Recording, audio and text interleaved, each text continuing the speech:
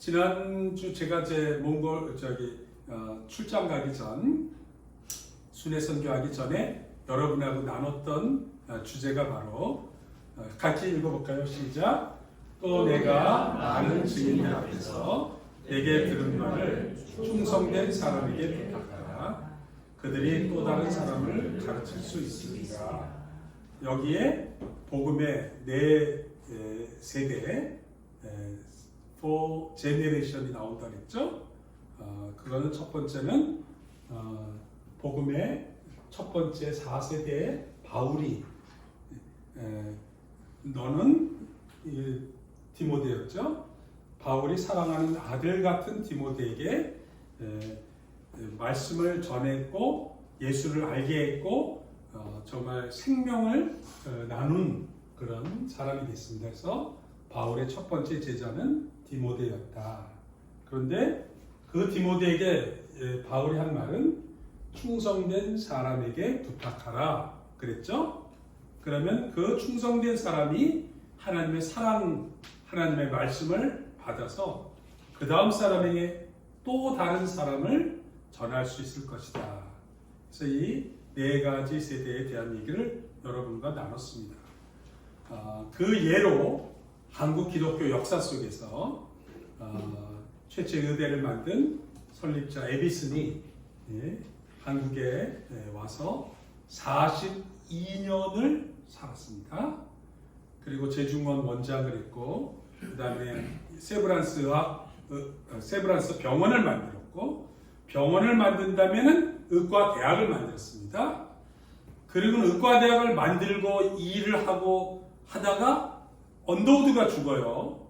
그러는 바람에 언더우드가 시작했던 연희 전문을 또 에디슨이 겸직을 해가지고 자기가 또 연희 전문 학장도 하고 세브란스 의학 전문 학장도 에디슨이 한 겁니다. 그래서 에디슨이 언더우드가 죽은 언더우드의 형이 타자기 회사의 굉장히 부자였어요. 그 당시 최첨단 아이폰 같은 게 바로 타자기였어요. 그래가지고 이제 엄청 돈을 번 언더우드의 형이 동생이 한국에서 선교하다가 죽었으니까 측은해서 내 동생의 유언을 에디슨 선교사님이 이어주시오 하면서 무려 그 당시에 $80,000를 기증을 합니다.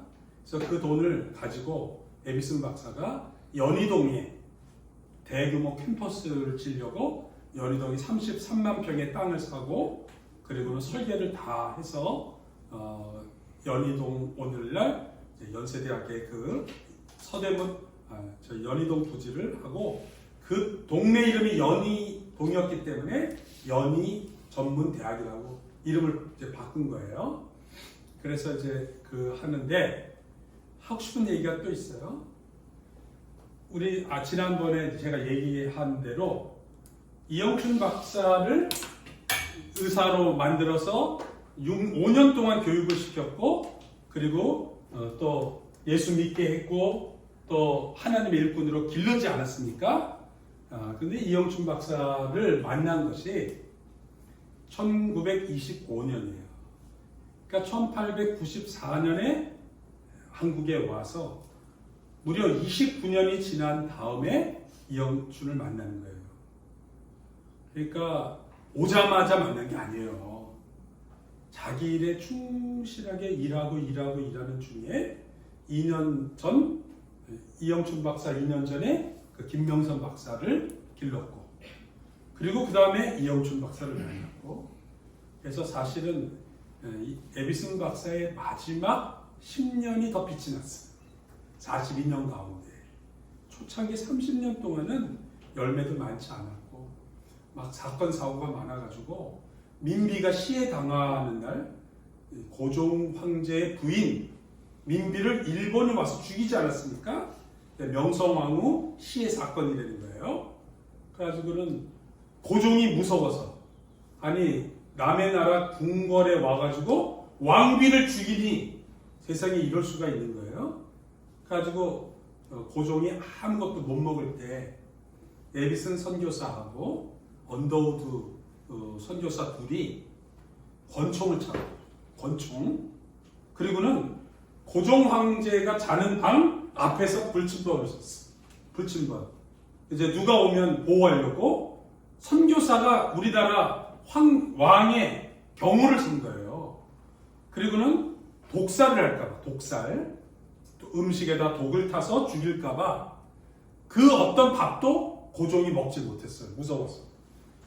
대신도 믿을 수가 없고, 청나라, 또 일본, 또 미국, 러시아, 각 나라 공사관들이 많이 있었는데 불편하니까 믿을 사람은 선교사 언더우드하고 에비슨밖에 없었어요.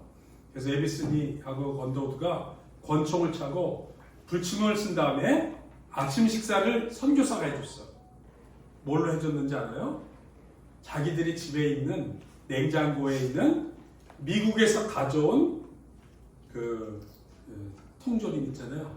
햄 이렇게 소세지 들어있는 그 햄을 임금님 앞에서 따가지고 캔을 따서 이거 한번 드셔보시라고. 안 드시면 위험하다고. 그래서 고종이 이렇게 힘이 하나도 없고 이렇게 몸이 무서워서 덜덜덜덜 떨면서 그걸 먹고 며칠 연명을 했다는 거예요. 그 큰 사건이 있을 때.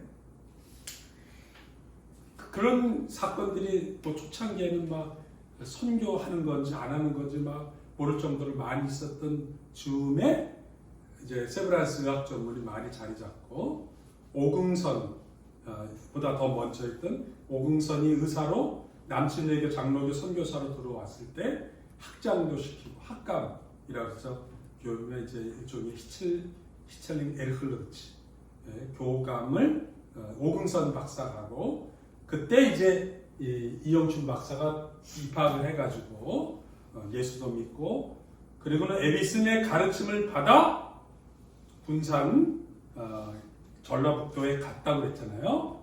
그래 가서 평생을 이렇게 의미 있는 일을 했고 그 딸 이계신 목사가 남편을 끌어들여서 접니다. 그래가지고 안계선 목사랑 둘이 두 가정이 의기투합을 해서 이제 1992년에 몽골에 갔습니다. 그러니까 아까 얘기한 대로 복음의 세 번째죠, 그죠? 그래가지고 몽골에서 우리가 갔더니 이제 저희도 마찬가지예요. 가서는 뭐 생존하기도 바빴고 그래도 한국 학원을 시작한 것이 이렇게 연결됐다가 제가 30년 만에 작년에 갔더니 그때 가르쳤던 제자들이 놀랍게 일했다. 그래서 그 중에 한 사람이 을지 목사님, 또 컴퓨터학과를 졸업한 아기 전도사님, 또 UBTC의 학장인 로야 롭슨 본보, 그 다음에 또 교무처장을 하고 있는데 이제 다음에 아마 학장이 될 것 같죠. 그래가지고 지금 몽골 목사 총회장 하고 있는 을지, 그 다음에 또 한 번 더 소개했죠. 제가 아시아 담당 하는 주한 몽골 대사관의 어기, 대통령 통역 다 어기가 요즘 하더라고요. 그리고 또 징기스칸 방문을 갔더니 부관장도 우리 제자. 그래서 또 여기 보면 우리 뭉우 목사님 서정대학교 교수하시고 나라 툽싱바이르 이렇게 다양한 사람들이 한국에까지 와서 일하시더라. 그래서 제가 지난번에 얘기한 것처럼 에비슨과 그의 동역자들이 한국에서 연세대학과 연희전문 연희 다 만들고 그 선교사가 기른 한국의 지도자들이 한국에서 자립 운영하면서 여기 개정중앙병원 간호대학 요의성은 개정표를 세우고 그 딸과 아들들이 또 하나님께 쓰임 받아서 선교사가 돼가지고 장로교 통합측 몽골에 가서 대학을 설립하고 재단도 만들고 간호대학서부터 연합신학교 세종학당이 이어지고 그것이 4대로 그러니까 사실은 130년 돼가는 거 아니에요? 사실은 여기도 수없이 많은 제자가 있는데 다만 그냥 대표적인 몇 사람을 얘기한 것 뿐입니다. 훨씬 더 많은 제자들이 있죠. 하나님이 하신 일. 몽골 현지 지도자들에 의해서 몽골의 다양한 일들을 해 나가고 있다. 몽골은 이제 35년밖에 안 됐기 때문에 그래서 앞으로도 한 50년은 지나야 또 이 열매들이 앞으로 어떻게 될 것인가 생각을 합니다. 저는 그런 가운데 우리 무 목사님 또 여러분들이 이 세대에 중요한 여러분들도 한 사람 한 사람이 아름다운 하나님의 지도자가 될 것이다. 첫째는 몽골 민족과 국가를 위한 지도자가 될 것이고, 두 번째는 하나님 나라를 위한 지도자가 될 것이고, 또 하나는 여러분 가정과 개인의 삶 속에서도 선하고 아름다운 사랑의 영향력을 끼칠 사람이 될 거라고 저는 믿습니다. 그리고 그걸 위해서 여러분을 지금 한국에서 지금 훈련시키고 계시는 거예요. 기억할 것은 훈련 받을 때는 항상 춥고 배고프고 피곤한 거예요.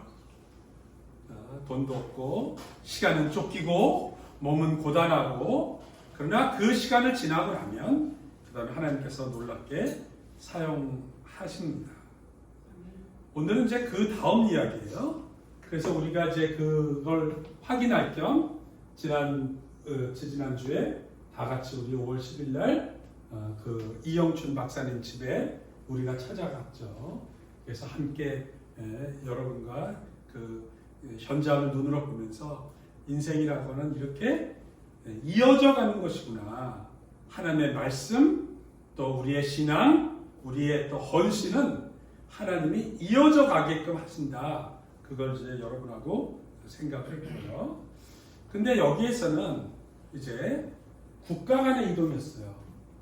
미국 선교사가 한국에 와서 현지 지도자를 만들고, 또 한국 선교사가 다시 몽골에 가서 현지 지도자를 세우고, 그러니까 이제 배를 타고 왔다가 저는 비행기 타고 갔습니다. 몽골을. 이런 장소의 공간의 이동에 대한 이야기가 이제 첫 번째 세대를 이어가는 하나님의 선교다. 그렇게 말씀을 드렸고, 오늘 우리가 읽은 본문은 시대가 흘러가고 또 영적인 정신이 흘러가는 걸 얘기하려고 오늘 성경 창세기 본문 말씀을 가지고 말씀을 나누려고 합니다.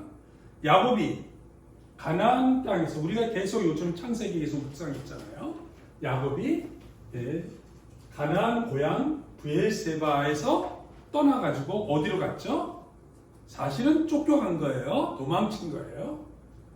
하란으로 가서 처가살이를 하면서, 처가살이란 말은 에흐네림, 핫뜸, 아빈, 게르의 호림질 남들 20년을 사는 거예요. 그러니까 사실 얼마나 알다시피 낯선 곳, 자기 고향이 아닌, 또 원래 자기 고향 브엘세바에서는 이삭이 부잣집이거든요. 그러니까 야곱은 이삭의 부잣집 아들인데 가가지고는 품삯으로 와이프를 얻은 거야. 7년 동안 일을 해서 겨우 여자를 하나, 아내를 맞이했는데 하나 갖고 안 된다고 다시 7년 또 하라고 사실은 사기를 당하는 거잖아요. 거짓말로. 그래서 또 14년. 하여간 그래서 결국 20년을 일하고 난 다음에 돌아오는 길에 가나안으로 고향으로 곧장 안 돌아오고 세겜쯤에서 10년을 살았어요. 사실 브엘세바는 남쪽이라 척박하고 광야 유목하는 곳이고, 세겜은 농사도 지을 수 있고 유목도 할 수 있는 곳이에요. 그러니까 오늘로 얘기하면 내몽골 같은 곳이에요. 내몽골. 베이징에서 몽골로 고향 땅으로 울란바토로 오다가 중간 내몽골에 따뜻하죠? 나무도 많죠? 물도 많으니까 농사 여기 먹을 것도 풍성해. 그래가지고 세겜에 머물다가 엄청난 사건이 났죠. 그죠? 하나밖에 없는 딸 디나가 성폭행을 당하고 또 전쟁이 일어나가지고 와장창 현지 사람을 죽이고 이제 온 가족이 몰살 당할 것 같을 때 도망을 또 쳐가지고 베델에 올라가서 회개하고 다시 헤브론으로 정착을 합니다. 헤브론은 약간 다른 곳이에요. 브엘세바보다 더 위쪽에 있습니다. 그래서 헤브론에 가서 거기서 무려 20년을 야곱은 사는데 그 사이 헤브론에서 형제들이 요셉을 팔아 넘기잖아요. 그죠? 팔아 넘겨가지고 도단에서 세겜까지 갔다가 거기서 이제 아들은 죽고 그러니까 죽은 줄 알았죠. 야곱은 가장 사랑하는 아들 죽어서 없어져 버리고 얼마나 심란하고 괴로웠겠어요. 그러다가 20년 고센 이집트의 아들이 총리가 됐다고 하는 정말 황당하기도 하고 엄청난 놀라운 사건을 듣게 됩니다. 그래서 17년간 돼요. 그래서 제가 이제 이 사건을 제가 하나 어제 지도를 인공지능을 통해서 여러분에게 이제 했습니다. 그래서 한번 더 정리를 해보면 브엘세바에 살던 야곱이 도망을 치다가 베델에서 하나님 만나서 하나님께 내가 11조도 드리고 하나님 나와 함께 해주시라고 하는 확신을 갖죠. 그게 출발점해가지고 이제 건너가서 하란까지 800km나 되는 먼 길을 갔어요. 서울에서 부산이 400km니까 2배가 되는 긴 거리를 자동차도 없이 간 거예요. 그래서 여기서 20년 동안을 살다가 다시 돌아오다가 야복강가에서 다시 하나님을 만나고 그리고는 곧바로 와야 되는데 세겜에서 10년을 머물다가 베델을 거쳐서 다시 헤브론 브엘세바를 안 가고 헤브론에 완전히 머물고 있는 중에 여전히 어려움이 있었다. 그러다가 여기서 한참 더 먼 애국 여기 나일강이 있어요. 나일강에 고센 땅은 이쪽입니다. 나일강 삼각지 있는데 고센 땅에서 여기는 이제 풍부하고 가축도 많이 기를 수 있고 농사도 좀 잘 되는 땅이 있어요. 그러나 이제 애국의 본부 피라미드가 있는 지금의 카이로보다는 더 이쪽 가나안 쪽이에요. 그래서 요쯤에 정착을 하고 살았습니다. 오늘 이제 이게 이제 오늘의 핵심 내용이에요. 그래서 애국 요셉의 마지막은 어땠죠? 평안하고 여유 있고 부자로 더구나 아들이 총리잖아요. 총리. 우리도 요즘으로 얘기하면 어마어마한 부자에 엄청난 권력을 가지고 그것도 몇 년 하는 것도 아니고 십몇 년을 이렇게 요셉이 오랫동안 했지 않습니까? 7년 흉년에 7년 풍년에 7년 흉년을 다 다스려서 최소한 14년을 넘게 한 거예요.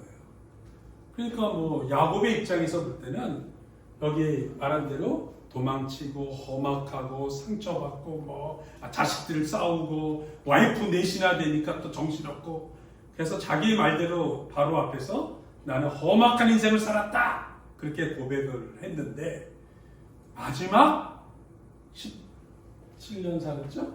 17년은 행복하게 편하게 그리고 누릴 거 누리고 그러면 그때 뭐 하겠어요? 여행도 다니고 또 구경도 다니고 애굽은 어떻게 생겼나 아마 바로도 만나고 피라미드는 어떻게 생겼는지 요즘으로 얘기하면 아주 행복한 노년을 보냈어요. 다들 그렇게 행복하게 여유롭게 편하게 살기를 꿈꾸잖아요.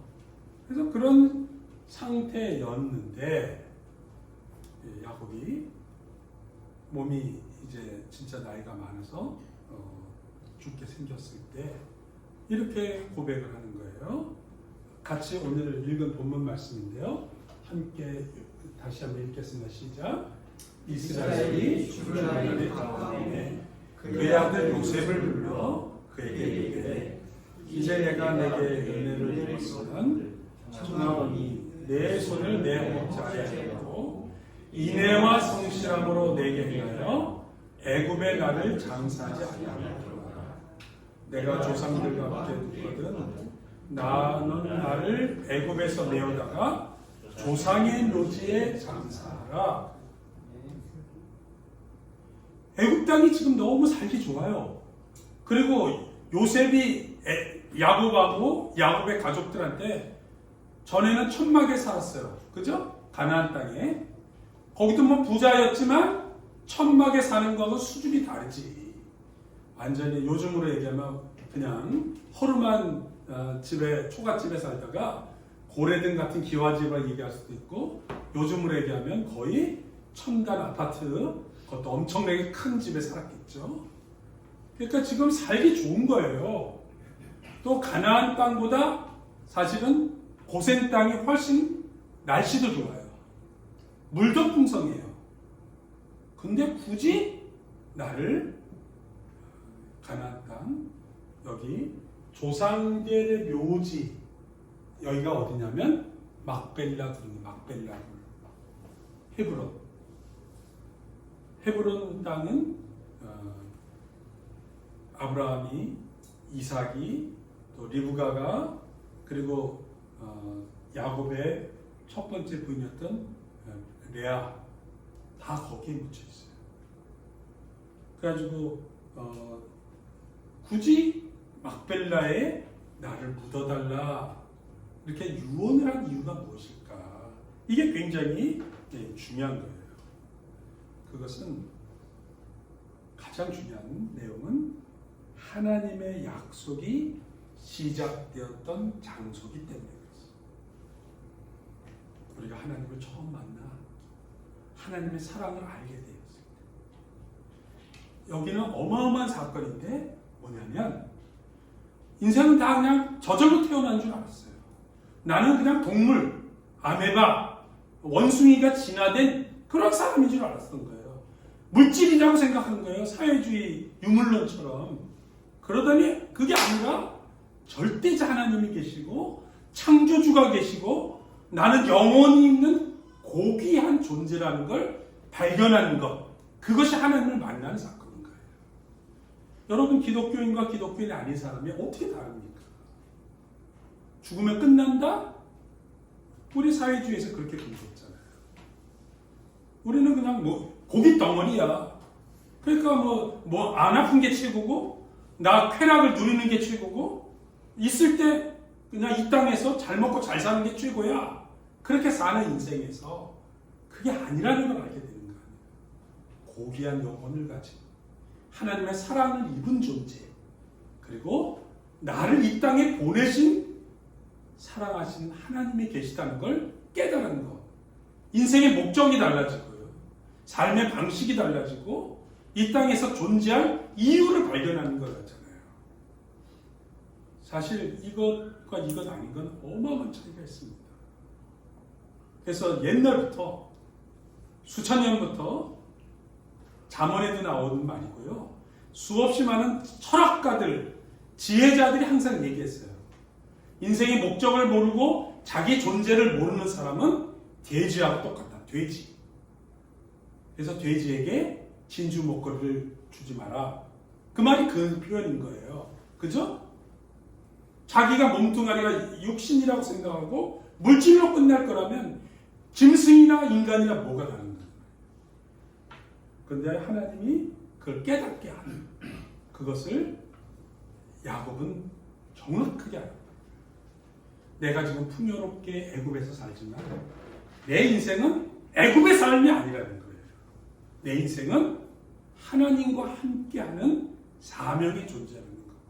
그래서 자기의 첫 번째 하나님을 알았고 존재 하나님을 아는 약속의 땅 헤브론으로 그가 마지막에 할 수 있는 유일한 자식들에게 주고 싶었던 가르침이기도 하고 또 자식들에게 깨닫고 싶었던 거예요. 왜냐하면 자식들이 다 애굽에 여기가 좋사오니, 그죠?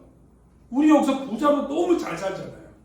그러니까 얘들아, 너의 인생은 잘 먹고 잘 사는 것뿐만이 아니라 너희들이 해야 할 일이 따로 있다. 우리는 약속의 땅에 가서 하나님의 자녀로 살아야 돼. 안 그러면 너희들은 애굽 땅에 이 풍요로운 인생, 세상 속에서 매몰되고 아예 없어지는 존재가 되는 거야. 차라리 배부른 돼지보다 배고픈 소크라테스가 낫다는 것처럼, 근데 나는 차라리 고난 속에서도 하나님의 사명을 완수하는 제대로 된 인간으로 살고 싶다. 그게 야곱이 자식들에게 할 수 있는 고백의 말씀이어서 나를 고향에 묻어달라. 거기는 헤브론 막벨라 굴이다 라는 걸 얘기하는 거예요. 또 하나는 야곱이 자기 인생 147년을 돌아보니 내가 마지막으로 가야 할 곳은 본향, 하나님과 함께 했던 인생에 대한 것을 그가 얘기한 것입니다. 그래서 야곱이 나를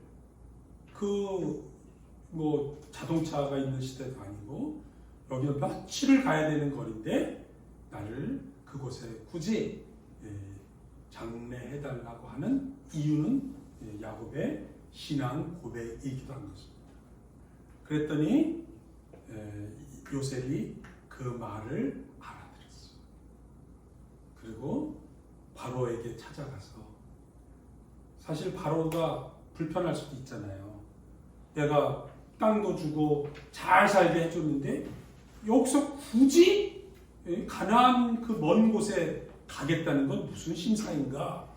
왜 그래? 뭐 섭섭해? 우리를 거부해? 그럴 수도 있잖아요. 또 하나 여러분 잘 생각해 보시면 애굽의 장례 문화는 뭐죠? 왕은 피라밋을 만드는 거예요. 피라미드. 이 말은 인간으로 누릴 수 있는 최고의 영광을 피라밋이 상징하는 거예요. 근데 야곱은 그거를 거부하는 거예요. 그리고 막벨라 동굴에 아내와 조상들과 할아버지, 아버지와 함께 묻히고 싶다고 그렇게 얘기한 거예요. 그랬더니 바로가 허락을 해줬어요. 그리고는 요셉이 그걸로만 끝난 게 아니라 그곳에서 정중하게 긴 시간 장례를 먼저 애굽에서 치러요. 그리고는 그 다음에 원로들과 요셉 온 가족과 함께 아버지가 올라가고 고센 땅이 남기면서 병거와 기병이 요셉을 따라가서 그때가 엄청나게 컸다. 그러니까 어마어마한 장례 행렬이 애굽에서부터 며칠에 걸려서 가나안 땅까지 갔습니다. 그리고 그곳에서 요셉은 그 장례를 잘 보고 다시 한번 요셉도 아버지가 왜 이 유언을 했는가를 정확하게 알았어요. 그리고는 요셉이 몸이 약했는지 형들보다 먼저 죽어요. 그러면서 그들에게 얘기합니다. 요셉이 그의 형제들에게 나는 죽을 것이나 하나님이 당신들을 돌보시고 이 땅에 인도하사 아브라함, 이삭과 야곱에게 맹세한 땅에 이르게 하시리라 하고, 또 내가 죽거든 내 해골을 메고 올라가겠다고 하라. 야곱이 했던 유언을 요셉도 또 똑같이 따라사는 거예요. 야곱의 신앙이 요셉에게 이어졌어요. 그래서 결국엔 세대를 이어가는 하나님의 성경은 야곱이 가나안 땅에서 12 아들들과 함께 이어지고, 그리고는 이 야곱의 12 아들들의 신앙이 야곱의 손자인 특별히 요셉의 아들 누구죠? 두 사람? 큐티 안 했나? 에브라임, 므낫세, 그죠? 그래서 야곱의 12 아들 중에 12지파 가운데 에브라임과 요셉 지파가 둘이 되는 거예요. 그래서 12지파로 넘어가고, 그리고는 400년의 암흑기를 지납니다. 요셉이 죽고, 그래도 요셉의 가족들은 다 영광스럽게 잘 살았어요. 그러나 점점 시간이 지날수록 요셉의 가문은 몰락했지만 자손은 수없이 퍼져나가서 처음 이집트로 갔을 때는 야곱의 12아들들과 요셉의 야곱의 70명이 갔어요. 70명. 갔다가 400년이 지난 다음에는 200만 명가량으로 늘어나요. 그러나 그 시대에는 요셉을 알지 못하는 바로 왕 파라오가 나타나면서 이 히브리 사람들을 다 자기들의 노예로 만들어. 그런데 놀랍게도 모세를 하나님이 일으키시고 이스라엘이라는 민족으로 만드시고 그리고는 다시 가나안 땅에 정착하게 만들죠. 이 과정이 하나님이 장소를 이동하게 하셨다가 민족을 일으키시고는 다시 회복하셔서 오늘의 야곱이 아닌 이스라엘 민족으로 완전하게 변화시키는 하나님의 섭리적 사건이 나타납니다. 이것이 진정한 의미에서 세대가 이어지는 하나님의 선교, 또 성경의 구원의 역사가 일어나는 하나님의 섭리 역사, 그렇게 이어지게 되는 것입니다. 그리고 마지막 하나님이 홍해 광야길을 돌려서 백성을 인도하셨을 때 모세가 요셉의 유고를 가지고 놀랍죠? 그리고 요셉이 나를 꼭 아버지 야곱이 얘기했던 것처럼 막벨라 굴에 나를 묻어달라 얘기했던 그 약속을 400년이 지난 다음 실천을 합니다. 그러면 여러분 생각하세요. 요셉과 야곱의 가족은 고센 땅에서 부자로 총리 일가로 행복하게 살았고 400년이 지난 다음 200만 명이라는 그 후손들은 노예로 지금 비참하게 살았어요. 그럼 어느 것이 더 의미가 있습니까? 부자 요셉의 삶이 아니라 약속을 가지고 노예지만 절대자 하나님을 숨기는 이스라엘 민족으로서 하나님이 광야를 사는 가운데 구름 기둥과 불 기둥으로 함께하는 인생이 훨씬 더 의미가 있는 거예요. 왜 그런지 아세요?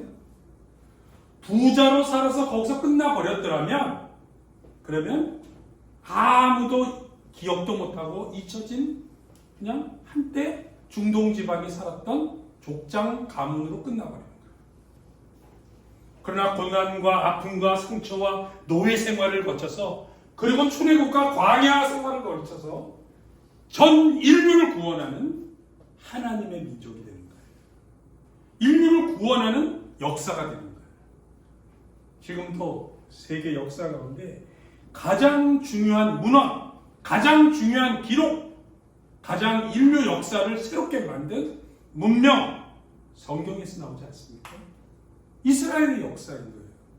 심지어 우리가 수론 얘기 많이 듣잖아요. 너 한국 사람인데 왜 이스라엘 역사를 배워? 제가 말하는 건 오늘날 우리가 정치적으로 이스라엘 편이다 이런 뜻을 얘기하는 게 아니에요. 외교적인 얘기를 하는 게 아니라 절대자 하나님이 인간을 향해서 구원 역사와 지혜의 역사와 문명의 역사를 어떻게 이끌어 가셨는가 그 흐름을 우리가 알자는 거죠. 그런 면에서 하나님께서 요셉을 통해서 이 마지막 나의 야곱으로부터 받았던 영적 가르침이 요셉에게 이어진 상징적인 사건이 요셉의 해골까지 가나안으로 데리고 나간 사건입니다. 오늘날 그 헤브론에 막벨라 굴이 있습니다. 그리고 물론 그 안에 이게 해골이 요셉의 해골인가? 이게 아브라함의 해골인가? 그건 몰라요. 알 수도 없고 확인도 할 수는 없지만 그러나 그 장소는 그대로 남아있어요. 막벨라 굴. 그리고 그곳을 족장들의 무덤이라고 해서 유대교, 기독교, 이슬람교 모두 다 성지로 여기는 엄청난 뭐 이제 땅은 이슬람교가 점령하고 있기 때문에 모스크가 남아 있지만 그러나 어쨌든 족장들의 무덤 막벨라 굴은 지금도 있는 것입니다. 말씀을 맺겠습니다. 세대를 이어가는 야곱과 요셉의 신앙에서 마지막 나를 막벨라 굴에다 묻으라고 하고 이어진 이 사건은 우리가 어디에서 성공했는가가 중요하지 않고 이집트였느냐 서울이었느냐 그죠? 뉴욕이었느냐 우리는 다 잘 살고 풍요롭고 한 곳으로 이주해 가길 원하잖아요. 그게 아니라 무엇을 위해 살았느냐. 야곱은 이집트의 풍요로움과 피라미드를 원하지 않았고 궁정의 삶을 기뻐하지 않았고 나는 마지막 하나님의 나라와 본향을 생각했다. 그거고요. 두 번째로는 내가 무엇을 이뤘는가가 중요한 게 아니라 내가 누구에게 속한 사람인가 그것을 명확하게 얘기하는 거예요. 애굽의 영광과 총리의 신분이 아니라 나는 하나님께 속한 자기 정체성이 명확했죠. 그래서 이집트의 영광과 명예와 부와 안락한 삶보다 우리 가족은 가나안 하나님의 약속이 훨씬 더 의미 있다라는 것을 야곱의 일생을 통해서 창세기의 마지막 요셉의 유언을 통해서 알려주는 거예요. 이걸 우리에게 적용해 본다면 가장 큰 우리의 유산은 아파트를 물려주거나 주식 통장을 물려주는 게 아니라 신앙을 계승하는 것이 얼마나 의미가 있는가. 우리가 이영춘 박사님 집에 갔을 때 똑같이 느끼지 않았습니까? 그 당시에는 어떤 면에서 거의 재벌급 집안이었죠. 겉으로 보기에는. 그러나 그 가족들은 한 번도 재벌처럼 살아본 적이 없다는 거예요. 우리는 항상 어려웠고 물질하고 관계없었고 결국엔 그 땅, 학교, 병원 모든 걸 전부 다 재단에다 바치고 아무것도 남은 게 없었다. 그러나 그 신앙을 이어가는 가족들의 삶이 하나님께서 얼마나 또 의미 있게 축복을 하고 계신가 또 알게 될 것입니다. 그러면 여러분에게 이제 질문을 던집니다. 나에게 야곱이 그리워했던 영적인 고향, 신앙의 장소가 있습니까? 야곱은 아마 그의 140년의 여러 삶 속에 아마 베델, 또 야복강가, 하란, 부엘세바, 세겜 많은 이동을 하고 살았어요. 그 가운데 자기는 아마 헤브론의 막벨라 굴이 자기의 영적인 마음의 고향이지 않은가 보여집니다. 혹시 여러분의 인생 가운데 그런 고향이 있습니까?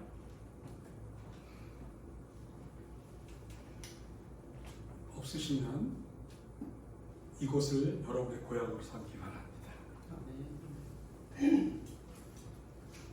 가끔 혼자서라도 오고 기도하고 여기 괜찮습니다.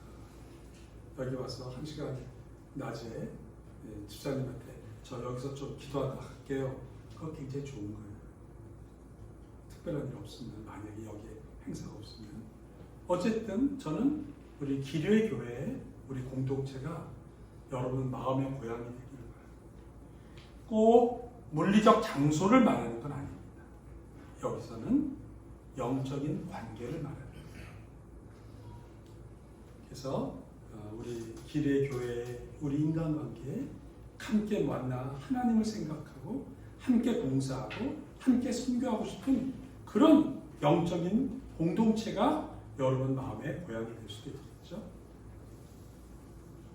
저한테는 1980년 11월 28일 날 제가 대학교 회장을 할 때 총무였던 이계심 목사님이 그때 대학교 졸업반이었는데 그때 총무 아버지 장례식이라고 목사님이 나보고 가라고 가자고 그러셔서 제가 순진하게 따라 나섰던 것이 난생 처음 서울에서 고속버스를 타고 4시간 군산에 가가지고 우연히 장례식에 참석을 했는데 그때 내가 하나님께 소명을 받았잖아요.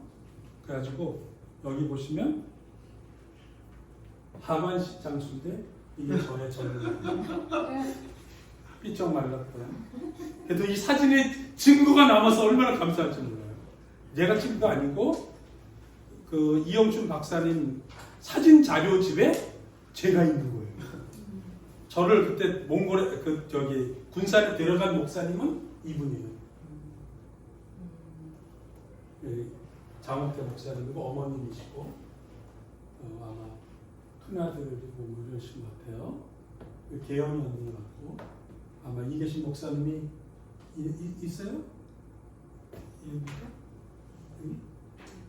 이 계신 목사님이 어머니 뭐 하여간 이렇게 그래서 저한테는 제가 운동권에 탈춤하던 첩다분이 없는 정치적인 젊은이가 나도 이영춘 박사님처럼 훌륭한 복음 전하고 사랑을 베푸는 인생이 되겠다 결심을 했고 그래서 저한테는요 그 개정 집 바로 상철 기념관이죠 묘지 그쪽이 저한테는 마음의 고향 같은 곳이라 1년에 한 서너 번 갈 때마다 늘 새롭게 생각을 합니다. 그리고 이곳에 가면 다 내려놓고 나와야지 다 내려놓고 나와야지 생각하니까 제가 몽골에서도 다 재단에 이양하고 나올 수 있었던 이유가 되는 거죠. 함께 읽겠습니다. 내 인생의 마지막 결론은 하나님 원입니다. 그리고 나의 신앙과 삶을 이어갈 자녀와 후배 또는 믿음의 벗을 주소서. 그래서 저는 우리 기뢰 교회에 여러분과 함께하는 삶이 마치 야곱이 요셉에게 유언하듯 또 그 신앙이 이어지듯 저희들의 몽골의 선교사의 삶, 주한대학원 대학교에서의 총장으로서의 삶, 그 다음에 우리의 마지막 은퇴하고 나서의 앞으로 하나님 부르시는 날까지 저희는 우리 기뢰 교회에 열심히 영적인 유산을 함께 나눌 저는 동지들이라고 생각합니다. 그래서 우리 인생의 마지막 결론은 하나님의 언약이 되기를 축원합니다. 기도하겠습니다. 살아계신 우리 하나님 아버지, 세대를 이어가는 하나님의 선교와 구원 역사가 오늘 기류의 교회 여기 함께하는 우리들에게까지 이어졌습니다. 앞으로 우리가 또 이런 믿음의 세대를 이어가는 삶을 살게 해주시고 또 우리에게도 우리의 신앙과 삶을 이어갈 좋은 자녀들, 좋은 후배들, 또 좋은 믿음의 친구들을 허락하여 주옵소서. 예수님의 이름으로 기도합니다. 아멘.